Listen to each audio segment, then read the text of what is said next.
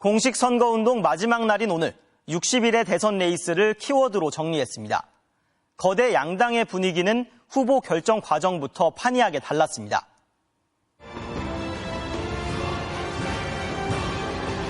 표 1번 이재명 후보가 89.77%의 득표율로 유효 투표자의 과반 이상을 득표했으므로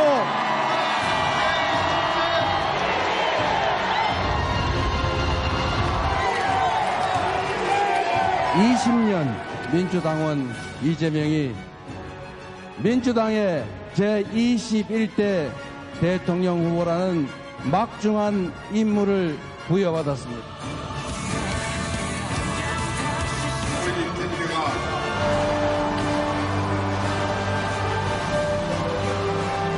어깨가 무겁습니다.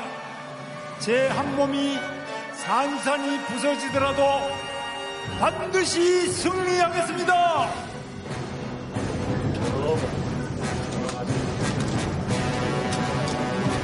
한 번도 단일화가 실패할 거다라는 그러한 생각을 해본 적이 없습니다.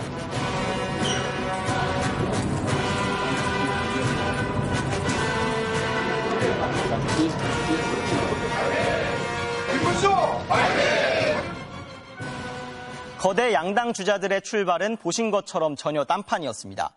바로 경선 경쟁자들을 흡수하며 본선 레이스에 착수한 이재명 후보와 달리 김문수 캠프는 경선 경쟁자나 단일화 논의가 오갔던 한덕수 전 총리와도 하나로 화합하는 모습을 보여주지 못했습니다. 이번 대선을 거대 양당은 이렇게 규정했습니다. 이재명 후보는 유세 때마다 왜 이번 대선을 치르게 됐느냐고 물었고, 김문수 후보는 자신은 방탄유리가 필요 없다며 이 후보를 공격했습니다. 개혁신당 이준석, 민주노동당 권영국 후보는 이 두 후보들과 차별화를 시도했습니다. 내란 수계를 비호하는 후보가 다시 대선 후에 나오지 않았습니까, 여러분? 입법부, 행정부, 사법부 이거 다 장악한 이런 사람이 독재자가 되겠습니까, 여러분? 첨단 대한민국을 만들기 위해서 제가 가진 이공학적 마인드를 모두 투자하겠습니다. 지긋지긋한 불평등, 차별과 해마 우리 힘으로 갈아엎읍시다, 여러분. 진영을 가리지 않고 네거티브 공세는 그 어느 때보다 거셌습니다. 생방송 TV 토론에서 이준석 후보의 성폭력성 발언은 큰 파문을 일으켰죠. 국민의힘 김문수 후보는 이재명 후보의 가족 문제를 비판하려다 삼성 이건희 회장 딸의 비극적인 가정사를 언급하는가 하면 진보 진영 논객 유시민 작가의 김문수 후보 부인 설란영 씨 비난도 논란을 샀습니다. 돈 보고 결혼하는데 다 소용없어. 그러면 이건희 회장 딸도 결혼도 자기 좋아하는 사람 반대하니까. 영부인이 될 수도 있는 거예요. 그러니까 제정신이 아니다 그런 뜻이죠. 뒤처진 학생이 있을 때는 책임지고 거기에 대해서 대선 일자가 결정된 뒤 각 진영과 캠프들은 그 어느 때보다 숨가쁜 60일을 보냈습니다. 그 60일 레이스뿐 아니라 각 진영과 후보들이 평소 보여준 모습들, 내일 국민들이 채점한 성적표가 나옵니다. 지금까지 대선 참견 시점이었습니다. 비상계엄을 선포합니다.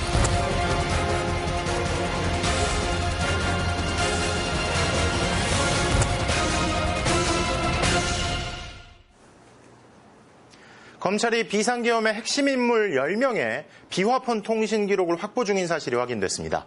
미진했던 내란 수사가 계엄 이후 반년 만에야 속도를 낼 조짐을 보이는 건데요. 내란의 전모를 밝히고 철저한 단죄가 이뤄져야 한다는 국민적 요구가 이번 조기 대선에 담겨 있다는 분석이 나옵니다.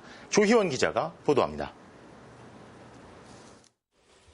경호처의 협조로 비화폰 서버 자료를 확보하고 있는 검찰이 10명의 기록을 특정한 것으로 확인됐습니다. 내란 우두머리 혐의를 받고 있는 윤석열 전 대통령과 김용현 전 국방장관, 그리고 박안수, 곽종근, 여인형, 이진우, 문상호 등 계엄군 지휘부, 조지호, 김봉식 등 경찰 수뇌부가 대상입니다.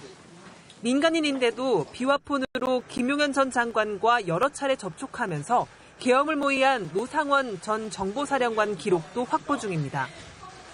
윤 전 대통령과 이들의 비화폰 기록은 계엄 당일 국회 봉쇄나 국회의원 체포 지시가 언제 어떻게 전달됐는지 확인할 수 있는 핵심 물증으로 꼽힙니다. 계엄을 모의한 뿌리도 밝힐 수 있습니다. 하지만 검찰은 이 같은 증거를 확보하지 못한 채 계엄 관련자들 진술을 토대로 비상계엄을 주도한 무리들을 재판에 넘겼습니다. 윤 전 대통령 측이 진술의 신빙성을 공격하는 빌미가 됐습니다. 수사 부실로 진상규명이 지연된 셈입니다. 공소장 자체로 대통령과 이진우 사령관 사이에 통화가 4번인지 3번인지 흔들리고 있는 바 왜 이런 현상이 벌어질까요? 간단합니다. 검찰이 객관적 사항을 잘못 파악하였기 때문입니다. 비상계엄 당시 국무위원들이 모인 대통령실 CCTV 영상도 계엄 반년이 지난 최근에야 확보됐습니다. CCTV 분석 결과 기존 진술과 배치되는 정황이 드러난 한덕수 전 국무총리와 최상목 전 경제부총리는 출국이 금지됐습니다. 비상계엄 선포에 반대했다는 국무위원들 진술이 참인지 거짓인지 밝히는 것도 사실상 이제부터 시작인 셈입니다. 윤 전 대통령이 계엄을 선포한 진짜 이유는 무엇인지, 김건희 여사는 왜 계엄 전날 국정원장과 연락을 한 것인지, 비상계엄 당일 언론사 단전단수 지시는 있었는지, 계엄 비선으로 지목된 노상원 전 정보사령관의 수첩 속 수거 계획은 어디까지 구체화됐는지, 대통령의 최측근 법조 4인방은 계엄 해제 후 안가에 왜 모였는지 숱한 의문들이 여전히 풀리지 않고 있습니다. 내란 사태 전무를 밝히고 다시는 반헌법적 시도를 할 수 없도록 합당한 처벌로 본보기를 삼아야 한다는 국민적 요구는 시간이 지날수록 커지고 있습니다. MBC 뉴스 조희원입니다. 계엄을 사전에 모의했던 이른바 햄버거 회동에 참석한 군 간부가 오늘 노상원 전 정보사령관 재판에 증인으로 나왔는데요. 노 전 사령관이 계엄 며칠 전 대통령을 만났다면서 윤 전 대통령이 자신에게 먼저 거수경례를 했음을 자랑했다고 증언했습니다. 두 사람이 계엄을 모의했던 것 아니냐는 의혹이 커지고 있습니다. 윤상문 기자가 보도합니다. 12.3 비상계엄 당일 롯데리아에서 노상원 전 정보사령관, 김용군 전 헌병대장, 93회 전 육군 제2기갑여단장이 만났습니다. 법정에 증인으로 나온 구 전 여단장은 당시 노 전 사령관으로부터 며칠 전 윤석열 전 대통령을 만났다는 말을 들었다고 진술했습니다. 또 대통령이 나한테 거수경례하면서 사령관님 오셨습니까? 라고 했다면서 약간 뻐기듯이 얘기했다고 기억했습니다. 구 전 여단장은 계엄 이후 노 전 사령관이 가동하려고 했던 자신의 비선 조직 수사 2단의 단장으로 내정한 인물입니다. 구 전 여단장은 이날 만남이 최종적으로 임무를 확인하는 과정으로 느꼈다고 했습니다. 노 전 사령관이 김용군 전 헌병대장에게 몇 시까지 어디에 어떻게 가서 누구누구를 확보하라거나 선관위원장을 확보하라고 했다는 겁니다. 구 전 여단장은 또 계엄 실패 이후 롯데리아 모임 은폐 시도가 있었던 사실도 털어놨습니다. 구 전 여단장은 노 전 사령관이 자신과 주고받은 내용은 없애는 게 좋을 것 같고 롯데리아 CCTV가 나오면 직무 관련 조언이었던 것으로 말하라고 했다고 증언했습니다. 노 전 사령관 측 변호인은 윤 전 대통령이 거수경례를 했다는 건 증인도 앞서 황당하다, 지어낸 얘기라고 생각했다고 하지 않았냐면서 노 전 사령관에 대한 악감정을 노골적으로 표현한 허위사실이라고 공격했지만 구 전 여단장은 노 전 사령관이 분명히 말했다고 반박했습니다. 윤 전 대통령도 자신의 재판에서 노 전 사령관에 대해 전혀 아는 게 없다며 관계를 전면 부인하고 있습니다. 하지만 노 전 사령관이 계엄의 밑그림을 그린 정황이 속속 확인되고 있습니다. 노 전 사령관이 계엄 선포문이나 포고령 1호 등 계엄 관련 문건을 작성했을 가능성이 상당하다는 게 검찰 판단입니다. 하지만 검찰 수사에서는 노 전 사령관과 윤 전 대통령의 관계가 규명되지 않아 특검이 시작된다면 주요 수사 초점이 될 것으로 보입니다. MBC 뉴스 윤상문입니다. 정부의 창원 국가산업단지 선정 과정에 명태균 씨가 개입했다는 의혹을 두고 검찰이 본격적으로 수사에 착수했습니다. 오늘 명 씨를 피의자 신분으로 불러 창원 산단 부지 선정을 미리 알았는지, 또 이 과정에 김건희 여사가 관여했는지 등을 조사한 것으로 전해지는데요. 부정석 기자가 보도합니다. 윤석열 부부 공천 개입 의혹의 핵심 인물 명태균 씨가 피의자로 창원지검에 출석했습니다. 창원 의창에 들어서는 국가산업단지 선정에 개입한 혐의로 첫 조사를 받기 위해서입니다. 명씨 측은 아이디어만 제공했을 뿐이라는 기존 주장을 반복했습니다. 그랬나요? 아이디어만 제공했었지 실질적으로 그 정보 미공개 정보를 이용해서 재물이나 재산상 이익을 취득한 바가 없다, 이런 주장입니다. 명 씨의 검찰 소환은 지난해 11월 말 경남 도청과 창원시청을 압수수색한 지 6개월 만입니다. 검찰은 지난 2013년 국토교통부가 창원 제2국가산단 부지를 발표하기 전 명 씨가 이를 먼저 알고 재산상 이득을 취했는지, 산단 추진 과정에서 김건희 여사가 관여됐는지 추궁하고 있습니다. 윤석열 거기에 위로 올려서 지금 윤석열 넥타이부터 해서 저 밑에까지 공간이 많잖아요. 국가 산단이 필요합니다를 넣어야 돼요. 왜냐하면 이거는 부탁하는 거거든, 사모한테. 앞서 국민의힘 김영선 전 의원의 회기 책임자 강혜경 씨는 명 씨가 창원시 공무원들로부터 민감한 자료를 보고받아 정부 발표 전부터 후보지를 알고 있었고 이 정보로 지인들에게 땅 투기를 권유했다고 주장했습니다.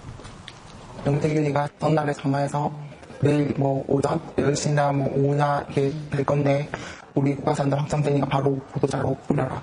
현수막 걸고. 현재 김영선 전 의원은 자기 동생들이 창원 국가산단 개발 정보를 이용해 땅을 살 수 있게 도운 혐의로 재판을 받고 있습니다. MBC 뉴스 구정석입니다. 내란 사태가 우리 경제에 미친 충격은 막대합니다. 경제 성장률이 이미 마이너스를 기록했고 수출에도 빨간불이 켜졌는데요. 윤석열 정부가 남긴 내란의 충격과 국정 공백은 새 정부에도 막대한 부담으로 작용할 것으로 보입니다. 오혜정 기자가 보도합니다. 6개월 전 그날, 자영업자들에게도 기억하고 싶지 않은 밤이었습니다. 터지자마자 바로 그냥 다 나가시더라고요. 대부분들 손님들이. 가뜩이나 가라앉던 소비가 조금은 살아날까 싶었던 그때. 12월이 대목인데 예약도 들어온 거 다 취소되고. 외국인 같은 경우는 거의 한 100%에 가깝게 취소가 되고. 12.3 계엄의 충격은 우리 경제의 호흡을 끊어놨습니다. 일주일 만에 주식시장에선 144조 원이 순식간에 증발했고 몰아친 트럼프의 관세 폭풍에 환율까지 폭등했습니다. 계엄이나 이런 정치적인 이유로는 한 30원 정도 올라간 거고 그게 이제 저희 펀더먼털에 비해서 많이 올라간. 아직 끝나지 않은 위기. 국정 공백 상황에 서민 물가는 줄줄이 올랐고 내수 침체는 여전합니다. 그나마 버텨온 수출마저 흔들리고 있습니다.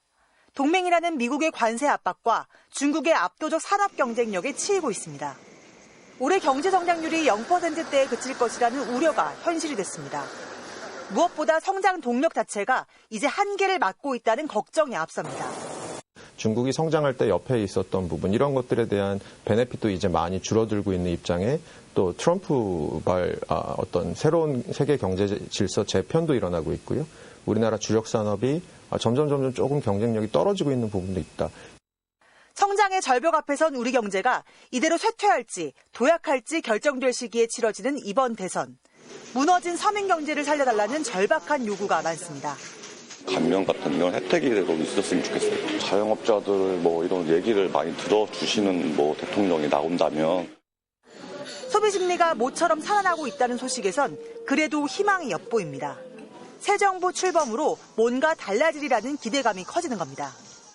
불안한 부분을 잡아주고 가이드를 잡아줄 사람이 필요한 건 당연한 거고 이제 조금 다음 주 기점으로 통해서 많은 것들이 변할 거라고 기대는 또 하고 있어요.